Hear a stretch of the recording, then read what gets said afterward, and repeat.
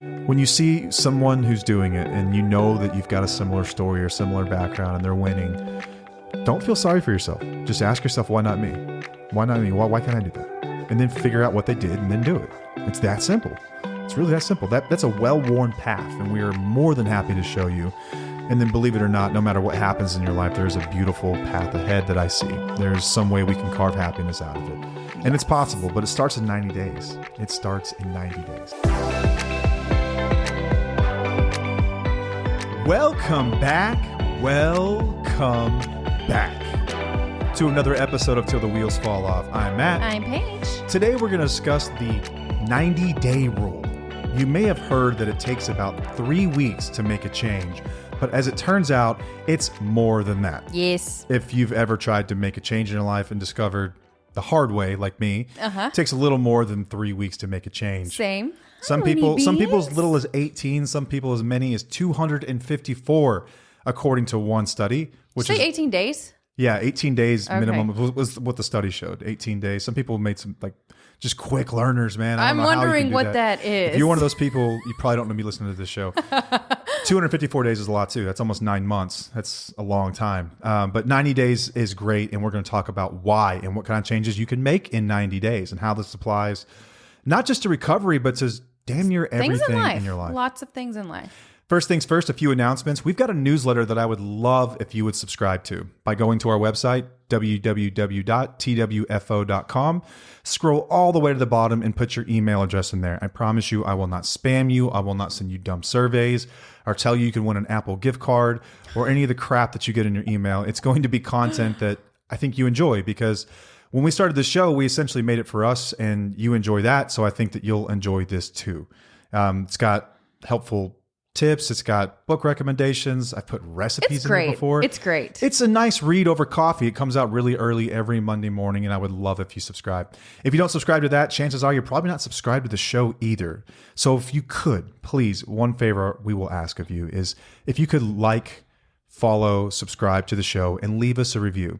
It helps other people discover the show as well, which is massively beneficial to everyone involved, right? It's a win-win. It's better for us. We get more exposure. It gets bigger. More people get help.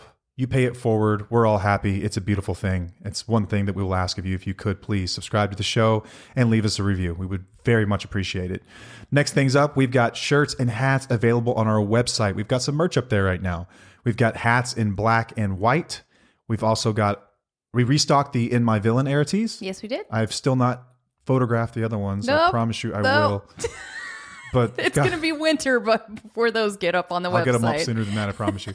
We've also got recovery rocks. I'm holding one right now. Our recovery rocks. On the front, it's got our logo. It is engraved in there with paint so it doesn't come off. And on the back, it says, "Thank you for being my rock." This is a really cool way to acknowledge the journey that a spouse takes through active addiction. If you're anything like me, no doubt you are still working your way out of the doghouse in some sense. And that's not really what this is about. This is about acknowledging all the things that they didn't know how to communicate and all the things that we didn't even know that we were doing or causing in addiction. And if you're on the other side of that and you're a couple and you listen, this is a really cool way to acknowledge your partner or your spouse's journey through that. Yes. Just a nice way to say, I see you, I hear you, and I'm taking accountability. Yep. Pretty cool. It's awesome.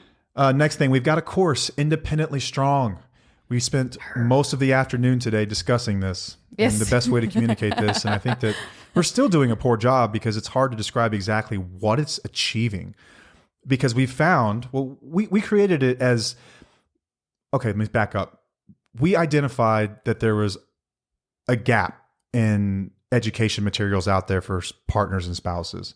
There's a lot of information on codependency. There's Al-Anon, but there's not a lot of practical work and experience from people who have been there before and worked through this. And pairing that with science, with a licensed clinician, with research-backed evidence stuff, and walk you through a path of recovery. So if you're a listener and you've always wondered, man, I wonder how to handle this problem or that problem, or how did she get through that? Speaking of Paige here, the answers are in the course. Yes. And through it, you are going to become empowered. When we say empowered, it's not just in your relationship. Like, you are going to rediscover each other. If you are with someone, you will rediscover them, whatever that means for you. Yeah. That might mean you discover, hey, I understand why you're acting the way you're acting. I understand how I can respond differently. That's wonderful. You might also discover that things have been over for a very, very long time and you don't know how to move forward, but you would like to. Equally, you will also get something from that. And it's hard to describe, but it will achieve what you're after. I can promise you that. We've got experiences from people from the full gamut of experiences here, from people who have strengthened their marriages to people who have found the strength to do what they needed to do to protect their children and themselves. We have found people that have put up boundaries and in return, someone saw that and they got sober from it. Like you name it, it has happened. Great outcomes. Beautiful outcomes. And it's all possible with Independently Strong. You can find out more by going to our website, independentlystrong.com. Click the button that says enroll now, and then it will take you to the actual page where you can purchase the course, or you can just find out more about the course. It's got a video at the bottom, kind of runs you through everything. It's also got a sample where you can see 10 different modules and the breakdown of each. So you can really get into the topics. Like, what are they actually talking about here? Yeah. It is comprehensive. It is long. You will get your money's worth. I can promise you that. Absolutely. It will change your life if you work this thing. Yeah. You will also get access to weekly calls with Paige when you do that.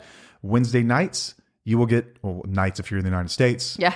You will get access to calls with Paige and other students that are walking through this, and you will build a real recovery community for yourself. You will make lifelong friends. You will have connections like you never dreamed you could have from people that understand what it's like to be you, like you've never imagined. It is possible. You can get 75% off of that by entering the code Wheelies75 at checkout. Again, that's Wheelies with an S, 75 at checkout. Yeah. Last thing, Paige has her own episodes now, if you weren't aware. And if you weren't aware, it's because you're not subscribed. We talked about this already.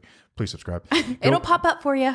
It will notify you every time there's a new episode posted. On Fridays, Paige has a Paige's Perspective episode. Short episodes. They're typically no longer than 15 minutes. I try not to go over 20 minutes or under 10 minutes. So they're great. They're really quick, little pick me up. Typically just about life stuff, things that I've handled through life and how I've gotten through certain things. And I think they've been really, really helpful for people during their recovery process right now. Yeah, it's one person, Paige, relaying her own experience and how she solved problems that you're likely encountering right now. And it's going to be beneficial no matter which stage of recovery you're in. Oh, shoot. Even if it's just I think life. I think if you just picked someone out of a conference room and said, listen to this, they'd be like, oh, yeah, that's like really helpful. It's just helpful information. And we'd love for you guys to listen to those, give feedback on those. And I think that does it for announcements. So on the topic of the 90-day rule. Yes. So this is something that I've mentioned a lot within the community because I'm a big believer in the 90-day rule. And it's not a rigid rule, obviously. It's not really like something that's set in stone, but I think 90 days gives you a solid amount of time. It's manageable to where you still have motivation, but it's long enough to see the significant progress. It is. And it's also enough time to start to make emotional adjustments to whatever change you're trying to make. Yeah. 90 days is a sufficient amount of time to start to make real meaningful change. 3 weeks is just simply not long enough. No, it's not. It's not. But it seems like a long time. When you start to make changes in your life and you're like, I want to be like that. I want to do this. I want to exercise more. I want to be successful. I want to eat better. I want to drink more water. 90 days seems like a really long time. Yeah, eternity. But guys, I promise you, once you start to make the changes and you go through the 90 days, you'll realize, wow, that actually wasn't that long. And then the years are going to go by even faster. Think about that. Like all the changes that we've done and the changes that we make all the time goes by so fast now. It's crazy. 90 days is nothing. No, it's really to me. not. Like when I think about 90 days now, it's nothing. I'm just like, oh, 90 days. Okay. I got this. I can do that. That's not a long time. For context, it's very hot outside. It is August, but Halloween is less than 90 days away. Yeah. And Christmas will be up right after that. Right. Before you can blink or make up your mind about the change you're going to make, you could have already gotten there by Halloween-ish. I promise you. Yeah. It's just that fast. Right. It'll pop up on you. You won't even realize it. But 3 weeks is not enough. And that's the old adage. And that came from a study. What was this gentleman's name? I looked at this. Dr. Maxwell Maltz. This is back in the 60s. And he believed that, or he found through research, that 21 days is how you originate good habits or change habits. Okay. 21 days. And I wonder to some degree if this is where the standard stint for rehab came from, because I think that rehabs, like, what's that movie, 28 Days? 28 days, yes. I wonder if that's where that came from. I just always felt like that was incredibly arbitrary, though. Like, let's just go for 30 days. Yeah. And there's got to be some insurance meaning behind that, too. Yeah, probably. Or maybe it's because the programs that they design are meant to churn, because these people run businesses after all, right? So it's like they have 30 days of content, then you have to and get then you out. have to get out. And we need a new group. Yeah. You know, but some people spend a lot of time in treatment. Some people spend... I mean, there are treatments that want you to go longer for 90 days. 90 days. They wanted you to go longer. That's what they recommended for me, was 90 days 90 stay. days, yeah. Couldn't swing that. I did IOP, though. Yeah, you did. That was 90 days. You did. But I can understand why, I mean, not just from a financial standpoint for businesses, why they would want you to go for 90 days, obviously. But I think that for actually making significant changes, 90 days is a really good chunk. That's when you can really gauge things. So that study that was done in the 60s was updated in 2009, and the researcher's name is Philippa Lally. Hope I'm saying that right. Lally. University College in London found that on average it takes about 66 days for a new behavior to become automatic, with a range from 18 to 254 days, depending on the complexity of the behavior and the individual. So there's several factors here, right? Okay. If you're trying to change, let's say that you got some kind of a nervous tic or something like that. I don't know. Like, what's something that I do that annoys the absolute living shit out of you? That annoys me? Yeah. Okay, what about something that you do that's a habit that doesn't really annoy me, but it could be something you should change. You would want to change. Pick what's on your mind. Okay, you want to pick you've got something picked up. Okay, but it's not something that annoys me. It's Okay, just what is something it? that you do. You pick your eyebrows. Yeah, I get bored at night because I've Yeah. got these crazy eyebrows that are like steel wool. Yeah, it's not a bad thing. It's just And a I'll thing pick that those. you do. Maybe something like that takes 66 days. Okay. Something like a life of alcoholism Right. could take a little bit longer. Okay. Something like changing the way that you eat, Yeah. your exercise habits, something along those lines. Learning not to yell whenever you get in arguments. Yeah, I'm looking at you. That could take a while. That could take a while, right? Almost 40 years, huh? They find out it's about 66 days. So I think that 90 splits that difference pretty well, Okay. where 254s, that's quite a bit. It's like damn near a year, 100 days shy of a year. But 90 days. Let's give it 90 days. Like, I think it's sort of arbitrary. And so I did some research on this. I was like, what is with this arbitrary number that we throw out? Anytime there's a number like that, I know you're like, oh, okay, what is this about? Who Where's made the that science up? behind Like, this? I always just believed that some random person made it up and it just stuck. It could. To yeah. some degree, that's true, but there's also some science behind it. So the process of neuroplasticity, which if you're a regular listener to this podcast, you've heard us mention several times. Yes. That's the process of, that's how the brain learns. This is the process of learning. This is the process of your brain adapting. This is the Changing. process of parts of your brain that are picking up the slack for other parts. This is how change really takes place, even when there's been physical change to the brain. This is how recovery happens. This is how old habits are broken. Yes. Like, you can teach an old dog new tricks if they're willing. Yeah. And the process of neuroplasticity, they say, takes about 90 days to start to make changes. So there is some science to that.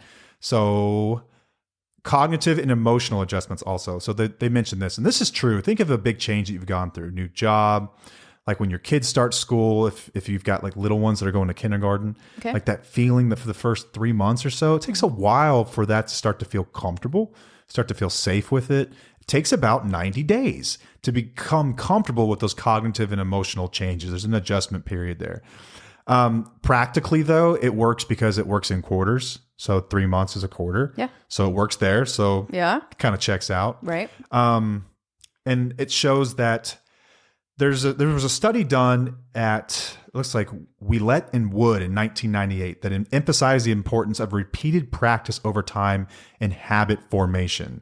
And they found that 90 days was about the time period where people were able to make substantial changes Okay. in their behaviors and their attitudes and their ideas about things. It takes about 90 days. Okay. So before we go any further, I just want people to know that it's not an arbitrary number, that when we say 90 days, and that We're may not just seem pulling like that out forever, of our ass. yeah, it's not just pulling. Other people It's a thing. much smarter than us have looked into this before, right? Yeah. But we've also found this to be the case. And if you're listening and you've made a significant change in your life, and congrats if you have. If you've lost a ton of weight, it took about 3 months to get comfortable where, when people will say it's not a diet, it's a lifestyle. Yes. I think lifestyle happens at like that 90-day mark. Agreed. Exactly. Ish. I mean, that's what happened with me. Of course. That's when, but I had to go hard. I had to go all in so I wouldn't go back to my old behaviors. Yeah. Because then your brain, those pathways are still there from your old habits. So you can easily go back to your old habits.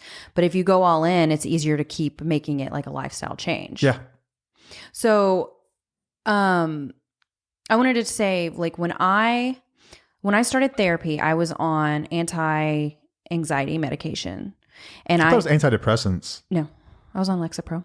That's an antidepressant, isn't it? Well, I took it for general anxiety disorder. Okay. But I mean, yeah. I think it's one of those things they throw at all that stuff. Yeah, I don't know much about medications. I'm obviously not a freaking doctor. Yeah, so we're not a listen to doctor me. when it comes to that, but I do know. I mean, you know a lot about meds. Unfortunately, I always thought you'd be a great pharmacist. The worst pharmacist. You can't get high in your own supply. Okay, but still, you used to know all these things. Like, I'd be like, Matt, what kind of pill is this? And he'd like, oh, that has so and so on the back of it. That means it's blah blah blah. It'll do this to you. And I'm like, that's just weird that you know that kind of scary, shit. right? It is very scary. But it's been handy now that you're sober, and it's like, okay, yeah, you can't have that. It's like, the dog can totally take okay, it. so anyway, I started, the whole reason I got on meds is because I wasn't able to deal with my life at the moment. And I didn't want to get on medication, but I knew I had to. But I was on it in order to learn new coping skills and new coping mechanisms so I could get off of it. So I started therapy, doing all of my morning work stuff. I changed my routine. I was really pushing hard, and it took me about 3 months to get off my medication from starting on that new stuff. So there you go. More. So I think that just like was something that had to do with it, that it was like meditation. I did not like meditation for a long time because it was like, this is hard. This isn't working. This is not coming natural to me. This does not feel good.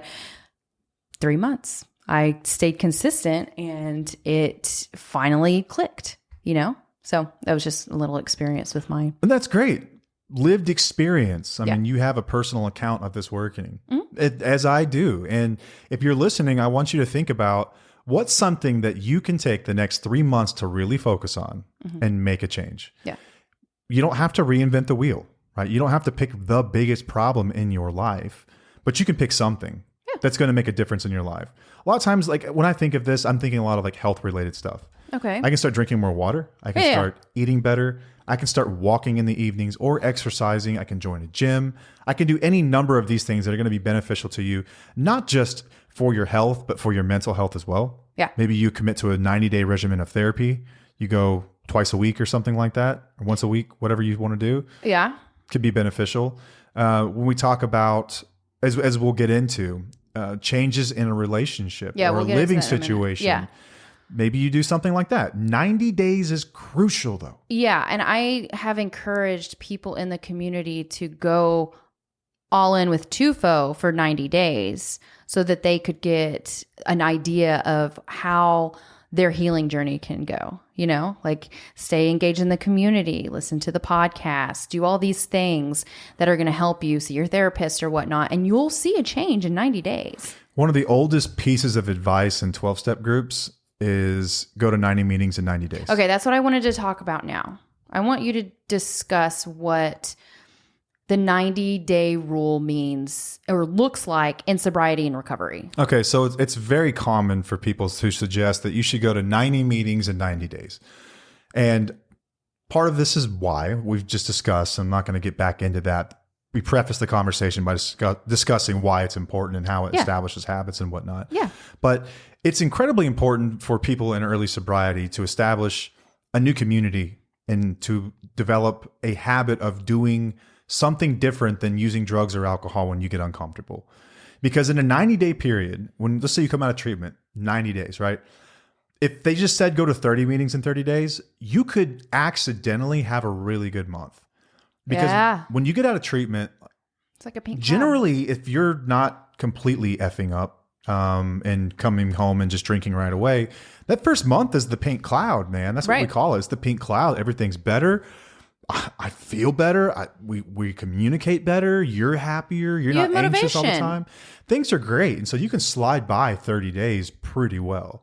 But eventually something is going to happen in your life. Something. You're going to have a bad day at work. You might lose your job. Right. You might get fired. You might have someone in your family could get sick. There could be a death in the family. There could be any number of life events that happen to you. And that's more likely to happen in a 3-month period. It's important that when it does, that you've already established this new pattern of behavior, which is, you know what I'm going to do? I'm going to pick up the phone and call that guy that's got all good advice every time I talk to him. And I'm going to talk to him about what he did when he went through this. Maybe I'll go to a meeting and I'll just sit and listen, and you'll hear something that will help you that night. I've never left one feeling worse. I can tell you that right now, but I did exactly what was suggested. I went to 90 meetings in 90 days. I developed a community of people because you show up for 90 days in a row and you're going to get to know people's names. Even if you don't say a word, they're going to look at you and nod at least. You'll feel part of, you'll understand the routine of it and how it all works. And you'll kind of understand, like, it gives you like a preview of what that life looks like. It's like, okay, it's not as bad as I thought it was. It's not just a bunch of old people sitting around smoking cigarettes, even though it's possible depending on where you live. It's possible, but it's, it kind of gives you a preview as to what that life can look like and dealing with real life problems. And it's good to cement the habit of doing that, getting involved. But there's also a piece of that. This is a side anyway, is that just going to meetings and not working a program is like going to a theme park and not riding any rides, like watching everyone else ride the rides. Why would you do that? This is the lamest. You're buying an admission ticket. Buy a ticket, ride the rides if you're going to come, and work it. Like, work a program of some kind. I know it's the last thing that we want to do, but work a damn program. Don't just go to meetings. Like, when we say go to meetings in 90 days, go to 90 and 90, we're implying that you're actually freaking doing something while you're there, and you're not just sitting there like a bump on a log, just listening. Like, get involved, share a little bit of your life, talk to other people, grab a sponsor, work through the process. That's what's suggested. But it's really important in early sobriety. I actually just left the treatment center meeting. Every first, third, fifth Monday, I have the privilege of going to the treatment center that I actually got sober at. And as long as we're in town, I'll make that meeting. And I just left it. And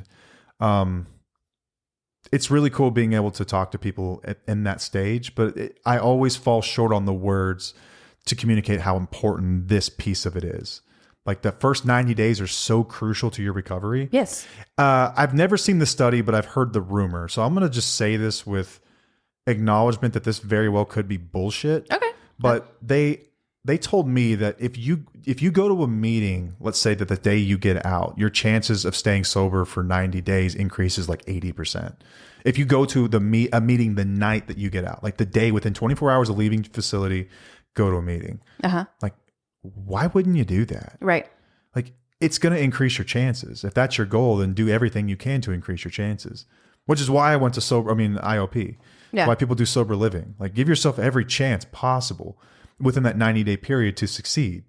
Yeah. And I personally believe, like, as a spouse or a partner, this is a really good time frame to gauge your partner's seriousness in recovery and sobriety. This is when the rubber meets the road. Yes, it is. So if they come out of treatment and they immediately relapse, or they're not serious about this, like, you need to give them 90 days to, like, they need to do it for 90 days. If they're going to relapse when they come out, that's kind of scary, right? Yeah, that's like, a scary you can't thing. really, how are you going to gauge it from that? I feel like 90 days is a really solid way to gauge if somebody is serious about their recovery. Yeah, it is. I think you're right like, about that. Somewhat serious. Committing to a process. It's Committing. just like if you were to start a diet, right? It's like, okay, like, how many times have you said you're going to start a diet? Right. 1 million. But you stick to it for 90 days. Like, I'm taking you seriously now. Like we've said it before, that trust it's lost in buckets and it's built back in drops, just tiny little drops, one at a time, one little day at a time, like 90 of them. Yeah. Yeah. To show people that you're serious about it. Yeah. And then you'll realize that 90 days is really not that long. No, hell no. It's not that long, man. It seems like it is, but it's really not. No, it's not. So let's talk about that first 90-day period for spouses. Okay. So when I was really busy in recovery, I was doing everything I was told for the first time in my entire life. For 90 days, I went really, really hard. Oh, hang on. I'll hold that thought. Something else I should have mentioned is that pause generally takes place within that first 90 days. Oh, yeah. Post-acute withdrawal syndrome is usually within that 90 days. It can happen much later too, though. It can, absolutely. For me, it happened on like day 89 or 88 That's right. or something. It was like right at 90 days. I felt awful. like depression, anxiety.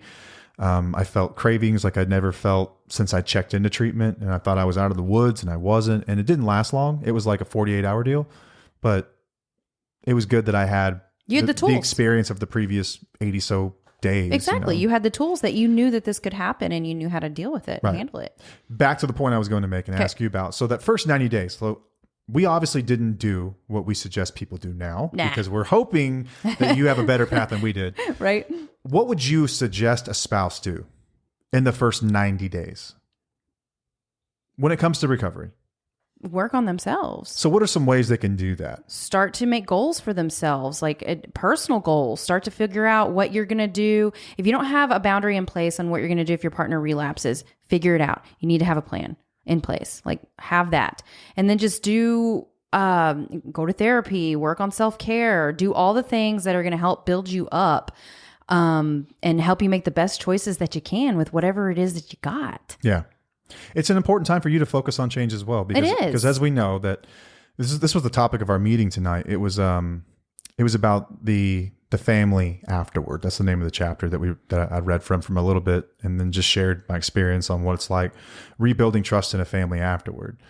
And it talks about how living with an alcoholic for years and years and years can make anyone neurotic. Anyone. I mean, the fear that you experience at any given moment, because of the uncertainty that exists. There are no guarantees. There's no guarantees in life, but there's even less when you have someone who's addicted and you're living with them. And that's the volatility of it just drive you absolutely crazy, you know? Right.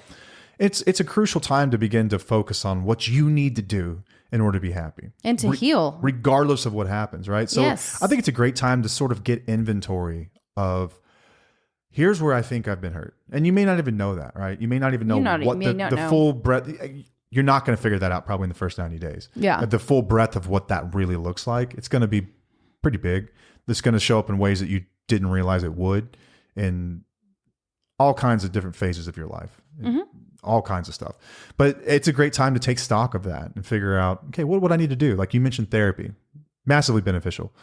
You can start to really kind of index, this is what I've been through. And then you can start to kind of highlight and see where you know you're going to have work to do. Like you're not going to move mountains in 90 days, but you're going to cement some really good habits. We have to start somewhere. Yeah. We have to get started. Yeah. A lot of what I've heard and what I experience too is that a lot of people, when they're in it, you get so used to the chaos that once your partner gets sober, it's a little bit more calm and you're going to have a lot more anxiety because it's a totally different atmosphere and it's going to feel uncomfortable. You've been trained for that other shoe to drop. To be like in fight or flight all the time. So when things start to calm and change a little bit, you're going to say, oh, something's not right. Like this feels weird. Something feels wonky. And that's where you're going to learn how to cope and manage and do all the things for you, like we talk about in Independently Strong and on the podcast and stuff. Like this is going to be your time to really start making changes in how you need to cope with life differently. Yeah, I don't have the statistic in front of me, but relapse rates in the first 90 days are rather high. Rather high. A lot of times when treatment centers cite their recidivism rates or their relapse rates, it's usually within the first 30 days. And that's why I said, like, you could accidentally have a good month. Yeah, for sure. 30 days isn't a lot of time. No, but it's not. 90 days is where you start to see people who are going to stick with it and those who don't. Yeah. And it's rather high. So I think in that time period is the best time for you to really start to protect yourself in whatever way that is. Like we talk about boundaries.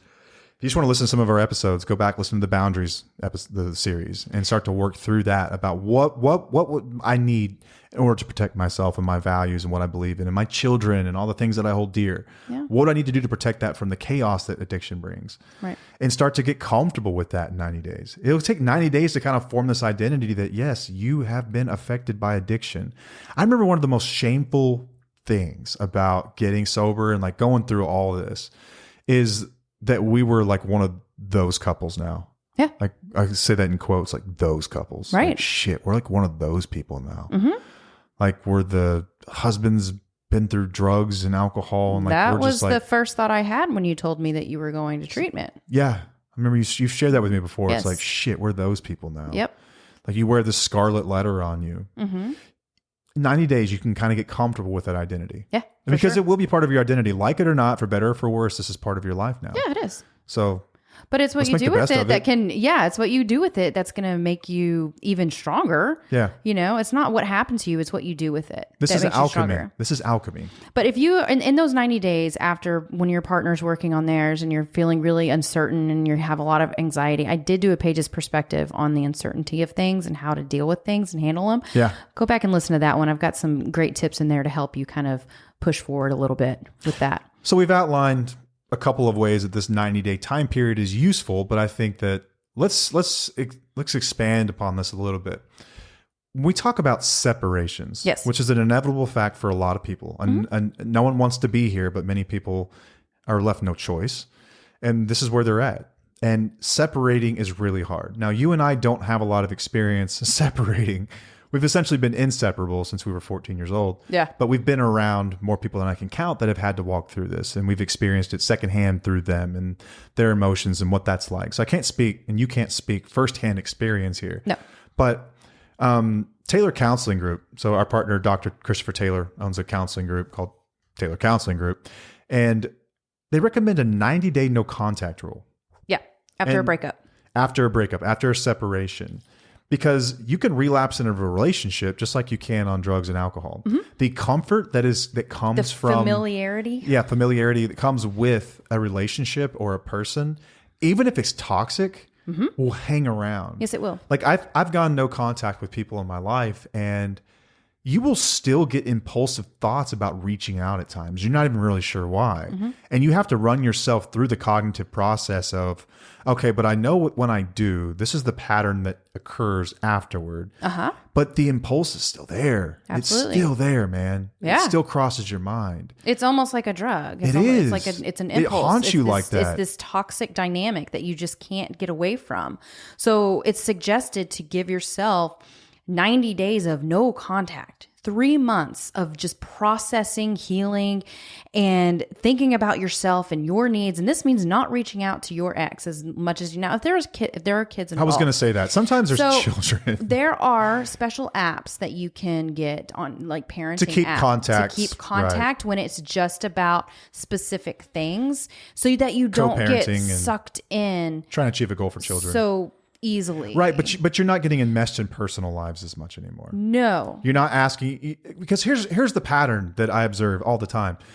Listen, he or she did this thing, and this is the last time I'm ever dealing with this. And then you post about, oh, I'm so proud of myself. I stepped away. I haven't contacted them. And then something will occur. And it could be something child related. It could be something like, oh, hey, I need to come pick up those boots I left. I need them for whatever.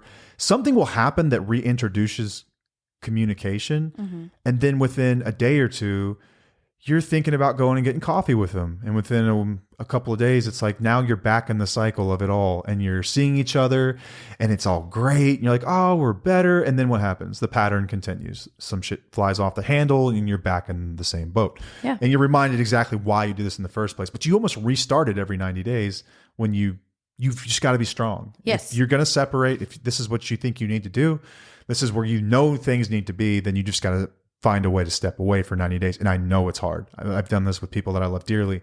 It's hard. Yeah, it's really hard. But it allows you to gain clarity. Yes, it does. It allows you to see things from a different perspective and how you realize that it wasn't healthy for you. And then it's okay to take that time away. People do this with trial separations as well. Yeah. So let's say that you do have the ability to separate. You're not really ready for a divorce. You're not ready for, to just call it quits yet. But you have the ability of separating for a certain time frame. I highly suggest it if you can. Yeah, if you can swing that. Like if you can swing it, do it. That way you can find yourself and you can figure out what you want and what you need without the noise behind you. Yeah. And then you get to see things, just like I said, with more clearly. It's going to help you heal and process things. And then you can decide how you want to get back, if you want to get back together, and what is needed in order for the relationship to continue. Yeah. Well, what would I need in order to be happy? Yeah. In that moment. Yeah. God, I was going to say something. Sorry. No, I was going to cut you off. And I just lost it. That's what I get. Proceed. With whatever's next. Oh, well, that's what we were talking about. What do you mean? I lost my train of thought. Okay. All right. Well, basically, We had already talked about what it looks like in self-care and personal development pretty much. So what is something else that we can add on to this? I mean, I've had people just ask a lot in the community about, you know, what do I do? This person like won't leave me alone. They won't stop texting me, blah, blah, blah, blah. You can block people for a while, guys. It's okay. It's okay to block people. It doesn't mean that you are being petty. It doesn't mean that you are doing the silent treatment, you know, going no contact for a while. It does not mean that any of these negative things that you might think they mean. You're doing it to protect yourself, to heal from things, and to see things from a different perspective. Again, 90 days is not that long. No, it's really not. I remember what I was going to say. Okay. In that 90-day period, it's going to be painful, but it's also going to be enlightening in a lot of ways. It's like doing a budget. I've talked about this before. Like, no one wants to do a budget. It's horrible. Like, no one wants to see how much they're actually spending on DoorDash. It's freaking embarrassing to think what you'll spend for the convenience of not having to get my lazy ass up and drive, 15 minutes up the road. Nothing is 15 minutes up the road for us. Chipotle is. That's more like 18 minutes. You want to bet? It's 15? It's 15. Oh. I've done this drive. Okay. So 15 minutes. Anyway, no one wants to see that kind of stuff, but it's important that you take an inventory and you take stock. When you separate yourself from an environment of some kind, if it's causing you harm, doesn't matter what it is, you're going to figure out some pros and cons pretty quickly.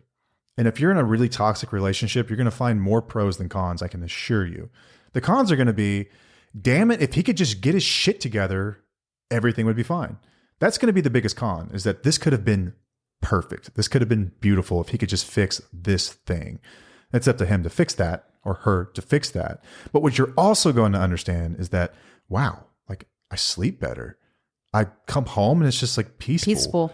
I don't have to walk on eggshells. Yeah, I don't have to walk on eggshells. I don't have like just this ambient anxiety that lives around the house. I don't have all of those things either. And you'll be able to really take stock of those things and understand them fully and how they're going to benefit you. Because a lot of times you can't see the long-term benefits until you've really had time to sit with it and think about it. It's like a long-term test drive, Who can figure anything out on a test drive? Like, why don't they let me have the car for a couple of months so I can just discover that it's a POS or whatever. Yeah. And that's kind of what you get to do in these situations. You get to really take stock and index all of your feelings and pros and cons and all the things that you didn't even realize were going on. Yeah, exactly. Because cortisol levels start to drop. You might just Yeah. start to lose weight. You're like, oh my God, like this is crazy. Was it that bad? You'll start to realize the things that you minimized and normalized within the relationship. Yes. Because that's what we do in them. We think that, oh, it's not that bad, or is it that bad? But once you start to remove yourself from that environment for a little bit, you're going to realize, damn, it was that bad. Yeah. You'll be able to ask yourself questions. Like I was reading last week. I can't remember who wrote this, but I was reading it and there were some questions to ask yourself. And these are the things that will kind of naturally cross your mind at some point. It may not in this exact words, but some form of this. You'll be able to ask yourself questions like, what are the things that I'm hiding from myself? Like, what are the lies that I tell myself? What are some of the emotions that I'm just unprepared to feel? Yeah. And you'll be able to confront those sorts of things, being separated from a situation for 90 days. It's difficult. There's nothing easy about this. No one wants to do this. No. But oftentimes it's a precursor and it's a step toward growth in some way. Yeah.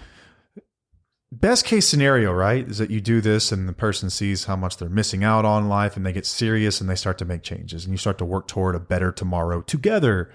That's just so rare because people don't want to get their shit together. They don't want to recover. They don't want to do the work. And it's maddening because it's not that hard. Yeah. It's not that hard. I was talking to a young woman tonight about this. And she asked me a question. She said, there's a tangent, by the way, but she said, what is your favorite thing about sobriety? I was like, that's a good question. I said, I think it's been the ability to experience my emotions from the beginning all the way to the end uninterrupted. Like, I think of it like you know how a car changes gears? Like, you ever seen the tachometer on a car? That's the one that's got like it goes from like 1 to 10 or whatever. Uh-huh. And when you change a gear, it goes back down. Yeah. Like, that's how I treated drugs. Like, as soon as it like revving upward, as soon as something got uncomfortable, started screaming a little bit, getting a little too high revving, I would take something and it would go back down. and I would change a gear, but I would never really learn if I didn't experience it from the beginning all the way to the end. So as soon as something became uncomfortable, I would just numb it out. I'm just going to disappear, man. Yeah. I cannot deal with this stress. This is just, I don't want to deal with this work. Me and you have a fight. You're so awful. I can't stand you. I'm just going to go drink, You're crazy, bitch. Yeah. And so I would just numb out and just freaking fly away. And every time I did that, I was shorting myself on the growth that comes with just experiencing life. Yeah. And just sitting through discomfort and knowing that on the other side of it, I'm going to be okay. Like I'm safe. Like no one's going to hurt me. I'm not going to lose everything. Even if you do, that you're going to be okay. But that was a really good question. But then afterwards, she came up to me and she asked the question. She said, she's like, okay, I'm sold on everything that you guys were discussing, but I have a fear. Okay, shoot. She said, what happens if I do this? And then I discovered that life is just really effing boring and it sucks. I was like, that's a good, valid fear to have, honestly. I think you're just like, I like to hear that because that's mean that she's being honest. Mm-hmm. Because most people just come up to you and they're just like, oh, it's going to be great. Yeah. But they're not really thinking about the work. Like that tells me that she's really considering like, what would my life look like? Yeah. That like my life is going to change. If I had to get sober and like, I would have to change all these things about it. And like, okay, so she's really putting the piece together. And I told her it would be disingenuous for me to say that it's always more fun. Yeah. It's not always more fun. Sometimes you just have to sit and be bored and welcome to life. This is what adulting is like. Exactly. Or sometimes you have to find a new hobby to fill that time that's more productive and it's not destructive. Mm-hmm. But kind of back to this time period and why this is important and the way to index those things is that people in recovery have to do the same exact thing. That's why it's so difficult to get 90 days. 90 days is a big deal. Like we give chips for 90 days, man. Yeah. It's a major deal. Mm-hmm. Like 90 days is like, okay, this guy's doing the deal. Yeah. She's really working it. Like you're serious about this. You're really changing habits. In a 90-day period, you have no doubt gone through some shit. Right. It hasn't just all been good. You have gone through some shit and you're still here. You're still standing and you're still sober. And that's huge. Yeah. That's huge. So if you can get through 90 days, it says something about where you're at and how serious you are about moving forward. So ask yourself that question if you're on the other side of this equation. How serious are you about making changes? Time plus pain equals change. Mm-hmm. Okay? There's a good chance that you haven't been in enough pain for a long enough period of time to really do the work necessary to change. Right. Only you know that. Exactly. I hope you have a low pain tolerance. I hope you're not like some that will hang in there for years and years and years. But at some point you'll get to this magical jumping off place where you cannot imagine life like this tomorrow, but you also can't imagine life not like this. Mm-hmm. And it's like, fuck, I have to do something. Something has to change here. Yep. So if you're there, and I hope that you're there, believe me, desperation's a gift. Yeah. It really is. Seize that opportunity if you have it. If you are serious about change and you're really thinking about it, I hope that you listen to this episode more than once and you get excited about what's possible. Because on the other side of this, what you will discover is that you are capable of so much and you are so much stronger than you give yourself credit for. You can do some amazing things that you never dreamed possible. I know, I can speak for myself here. I always felt like there were people in the world that were like the have and the have-nots. And I fell into the have-not band, like bunch of people. Like there were people that were just destined to do things in life that I wasn't. Like they were destined to exercise, or they were destined to be fit, and they were destined to be happy. They were destined to have normal families and all this shit. And like, I thought that was predetermined in a lot of ways. And like, I just wasn't raised that way. It wasn't in the cards for me. And that was one of the biggest lies I ever told myself. Yeah. That is a total crock of shit. Yeah. And you can reinvent yourself at any point. Yep. You can decide at any point, this shit stops today. Whatever it is for you. If you're tired of the way you look in the mirror, we can make changes. If you're tired of the way that you feel, get to therapy. Yep. Get to a doctor. Get to work. Get to work on yourself, and it gets better. But I promise you, there's no such thing as have and have-nots. If this dipshit can figure it out, and I'm pointing at myself right now, then anyone can figure it out. I'm a wholehearted believer in that. If I did it, anyone can do it. I'm the stubborn, dumbest SOB that I know. You're not dumb. I figured it out simply by taking a suggestion from someone who had done it. When you see, why not me? And if you don't spend enough time in the community, you will see people that are making changes. And I want you to, have that magical thought. Why not me? Yep. Man, look at her. She's got her shit together. I'm not one of those people, though. Yes, you are. Yes, you are one of those people. You're just not giving yourself an adequate chance. You're not doing what's needed to do it. Did you listen to my page's perspective? No. I literally said this. That's great. It's perfect. Nice. Let's go. I haven't listened to it yet. But it is not for others and not you. It is for you too. It is just a matter of getting and putting the work in. That's the only difference between them and you, is that they're putting in the work. That's it. So I just want you to know that no matter what your goal is, and if you found us trying to fix your relationship and that didn't work out and you're wondering what's next, there are other things you can do to become everything you dreamed you could never be. Yes. You can be everything you thought you could never become. You thought it was just reserved for other people who weren't you. That is a lie. That is a lie that we tell ourselves. And I understand it. I get it. Same. But it's capable for anybody. And if you're a couple listening and you're struggling in sobriety right now, just keep coming back. Just keep coming back. You will have shitty days. You will feel like you want to fall apart at the seams. You will cry yourself to sleep. I know what that's like those first 90 days because I did all of those things. I remember having just breakdowns. I can't do this shit. Yep. But somehow I found a way to get to bed sober, and I got up in the morning and I just kept going. I just kept going. And there are times in life like that. That's part of life. Yes. We have lost the privilege to chemical peace of mind. Seriously. Bottom line. If you're listening to this and you're the substance abuser, it's a great chance that you've lost the privilege of chemical peace of mind because you can't handle it responsibly. And it's cool. I'm right there with you. I know what it's like. I'm not criticizing you. I'm just saying we know what happens when we put it in our bodies. Yep. So that life is for you too. It is not just for me. If I figured it out, you can too. Have that magical thought. Why not me? When you see whoever it is that you admire, whether it be Paige, everyone's favorite girl crush, or anyone else on the page who's making strides in the right direction, thinking, man, I'm never going to be that. Yes, you will. Man, there are some wheelies in there taking charge, and it is amazing. Have that magical Everybody thought. has that ability. Have that magical thought. Why not me? Why not me? Man, That's why what not me? changed my life, and it's what changed your life. Why not me? When you see someone who's doing it and you know that you've got a similar story or similar background and they're winning, don't feel sorry for yourself. Just ask yourself, why not me? Why not me? Why can't I do that? And then figure out what they did and then do it. It's that simple. It's really that simple. That's a well-worn path, and we are more than happy to show you.